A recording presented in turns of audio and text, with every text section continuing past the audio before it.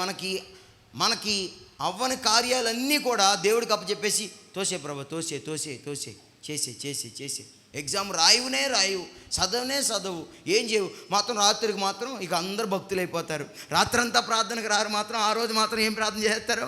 రాత్రంతా ప్రార్థన ఏం చేసేంత మాత్రాన రేపొద్దున ఎగ్జామ్కి దేవుడి దగ్గరికి వచ్చి రేపొద్దున నువ్వు అలా కళ్ళు మూసుకొని ఉండాలి, దేవుడు రాపిచ్చేయాలా? మనకు అనుకూలమైతే అన్ని దేవుడి చేతులు పెట్టేస్తామే. కీర్తనకారుని ముట్టడి వేస్తే కీర్తనకారుడు ముట్టడి వేసిన వారందరినీ ఎవరి చేతులు పెట్టాడు తెలుసా? దేవుని చేతిలో పెట్టాడు. ఇది మనకు చేతనవ్వాలి.